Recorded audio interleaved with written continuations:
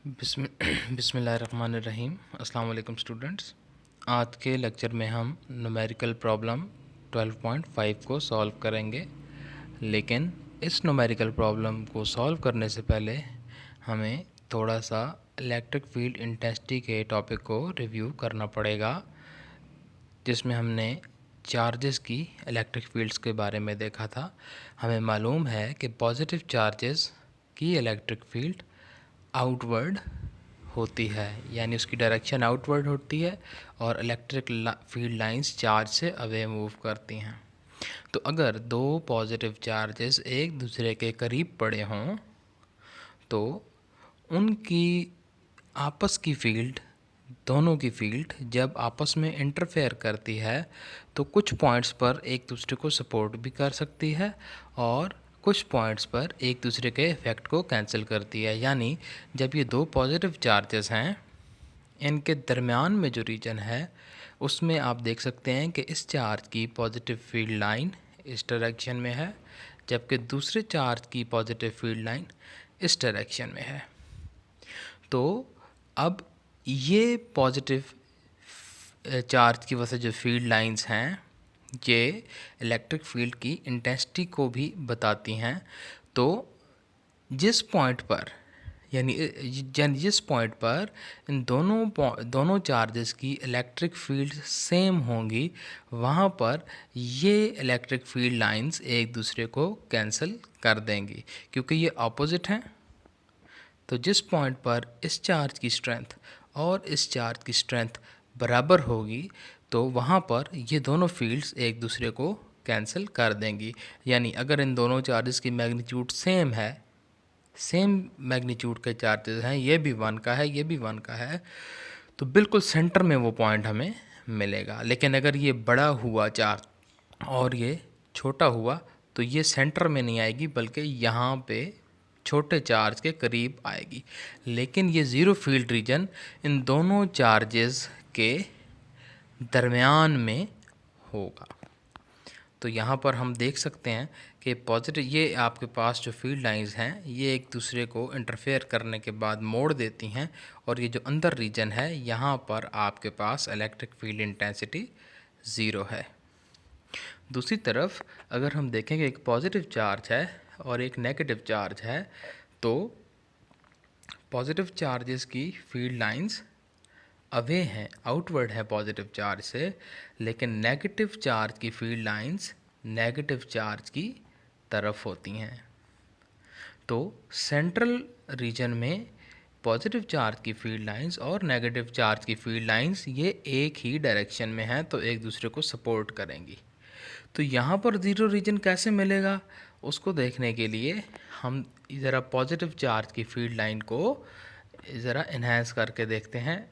तो ये देखें, अगर ये आपके पास पॉजिटिव चार्ज की फील्ड लाइंस की डायरेक्शन है तो नेगेटिव और पॉजिटिव चार्जेस के बाहर इस साइड पे अगर हम व्यू करें तो नेगेटिव चार्ज की फील्ड लाइंस लेफ़्ट की तरफ हैं, लेकिन पॉजिटिव चार्ज की फील्ड लाइंस राइट की तरफ हैं। अब यहाँ पर ये दोनों फील्ड लाइंस ऑपोजिट हैं, ऑपोजिटली डायरेक्टेड हैं। तो ऑपोजिटली डायरेक्टेड हैं, तो जिस पॉइंट पर पॉजिटिव चार्ज की फील्ड इंटेंसिटी और नेगेटिव चार्ज की फील्ड इंटेंसिटी बराबर होते जाएंगे, वहाँ पर ये एक दूसरे को कैंसिल आउट कर देंगे, और यहाँ पर आपको कहीं पर ऐसा पॉइंट मिलेगा जहाँ पर दोनों चार्जेस की वजह से कंबाइन इलेक्ट्रिक फील्ड ज़ीरो हो जाएगी। तो अब हम अपने न्यूमेरिकल प्रॉब्लम की तरफ बढ़ते हैं। हम देखते हैं कि हमारे पास 2 पॉइंट चार्जेस हैं, 2 point charges Q1 is equal to -1 into 10⁻⁻6 coulomb and Q2 is equal to 4 into 10⁻⁻6 coulombs. यानी दो चार्जेस हैं, Q1 है वो नेगेटिव है, -1 इंटू 10⁻⁻6, तो Q1 नेगेटिव है, एंड Q2 ये +4 माइक्रोकूलम का है, तो Q2 प्लस है। तो नेगेटिव है तो इसकी फील्ड लाइंस इनवर्ट होंगी, और ये पॉजिटिव है तो इसकी फील्ड लाइंस आउटवर्ड होंगी। Are separated by a distance of 3 metre, और ये दोनों चार्जेस सेपरेटेड हैं, यानी इनके दरमियान फासला है 3 मीटर। Find and justify the zero field location. तो एक पॉजिटिव चार्ज है, एक नेगेटिव चार्ज है, तो इनके अंदर तो ये रीजन ज़ीरो नहीं हो सकता। जहाँ पर इलेक्ट्रिक फील्ड ज़ीरो हो वो रीजन अंदर हमें नहीं मिल सकता, बाहर ही मिलेगा। कैसे? इसलिए कि पॉजिटिव चार्ज की फील्ड लाइंस क्योंकि आउटवर्ड हैं और नेगेटिव चार्ज की फील्ड लाइंस इनवर्ड हैं, तो अंदर तो ये पॉजिटिव की फील्ड लाइन भी इस तरफ है, नेगेटिव की भी इस तरफ है, सपोर्ट ही करेंगी, स्ट्रॉन्ग फील्ड मिलेगी। लेकिन इस रीजन में अगर आप आएँ तो पॉजिटिव चार्ज की फील्ड लाइन इस तरफ है, जबकि नेगेटिव की फील्ड लाइन राइट की तरफ, लेफ़्ट की तरफ है। तो जिस पॉइंट पर Q1 से बनने वाली फील्ड और Q2 से बनने वाली फील्ड बराबर होती जाएंगी, वहाँ पर इलेक्ट्रिक फील्ड ज़ीरो हो जाएगी। आपसे पूछा गया है कि find and justify the zero field location, कि आप बताएं कि कहाँ पर, किस पॉइंट पर इलेक्ट्रिक फील्ड इंटेंसिटी ज़ीरो हो जाएगी। तो हम कहते हैं लेट अस सपोज ये पॉइंट है वो जहाँ पर इलेक्ट्रिक फील्ड इंटेंसिटी ज़ीरो होगी, और ये पॉइंट Q1 से x डिस्टेंस पर है। तो हमने बेसिकली x मालूम करना है। तो इस P पॉइंट का डिस्टेंस Q1 से x है, जबकि Q2 से इस P पॉइंट का डिस्टेंस 3 प्लस x है। यानी ये डिस्टेंस भी ऐड करेंगे प्लस ये डिस्टेंस, यानी x प्लस 3 या 3 प्लस x डिस्टेंस पर ये पॉइंट भी लाया करता है। तो अब हम सॉल्यूशन की तरफ बढ़ते हैं। तो हमारे पास गिवन डाटा है कि हमारे पास Q1 चार्ज है जो -1 माइक्रोकूलम का है, Q2 चार्ज है जो प्लस है और 4 माइक्रोकूलम का है, और इनके दरमियान डिस्टेंस 3 मीटर है।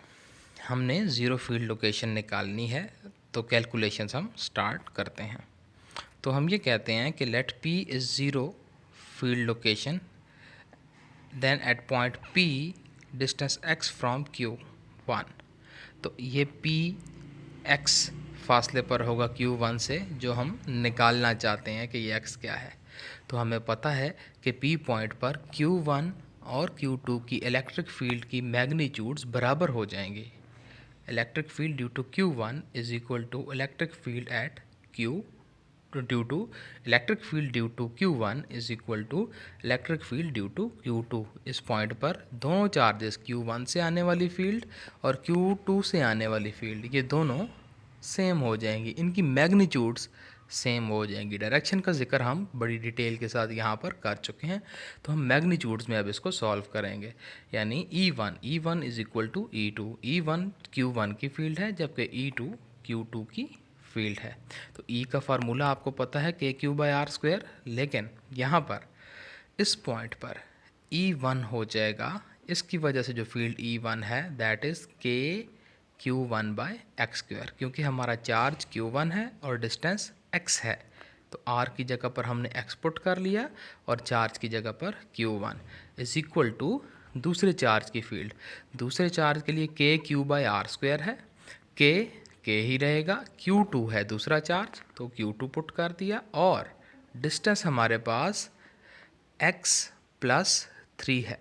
इस चार्ज से फासला यहाँ तक का x प्लस 3 है, और साथ में स्क्वायर भी आ जाएगा क्योंकि r का स्क्वायर है। अब k से कैंसिल आउट हो जाएगा, तो आपके पास Q1/x² is equal to Q2/x plus 3 whole square. अब हम वैल्यूज़ पुट करते हैं।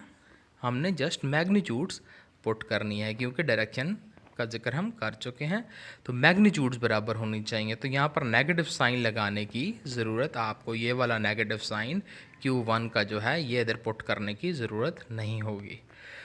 10⁻⁻6 10⁻⁻6 से कैंसिल हो जाएगा, तो आपके पास 1/x² is equal to 4/x plus 3 whole square बच जाएगा, क्योंकि ये कैंसिल हो गए हैं। अब आप क्रॉस मल्टीप्लाई कर दें, तो x plus 3 whole square is equal to 4x², x plus 3 whole square is equal to 4x²।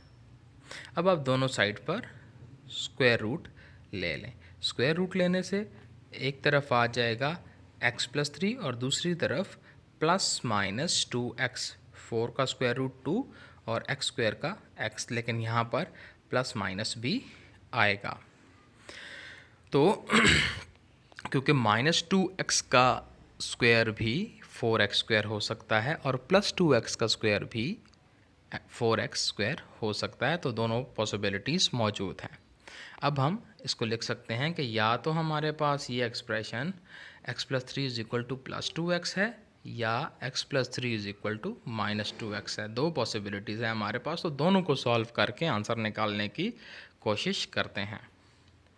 तो जब आप इस साइड को सॉल्व करेंगे तो 2x को आप इस तरफ ले गए, माइनस हो गया, -3 को आप राइट साइड पर ले आए, +3 को आप राइट साइड पर ले आए तो -3 हो गया। यहाँ पर 2x माइनस में है, इधर आप लेफ़्ट साइड पर लाएंगे तो प्लस हो जाएगा और 3 को राइट पर लाएंगे तो माइनस हो जाएगा।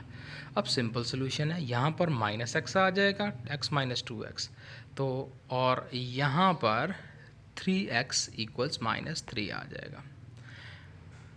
तो ये आपके पास x = -3 एंड 3x = -3।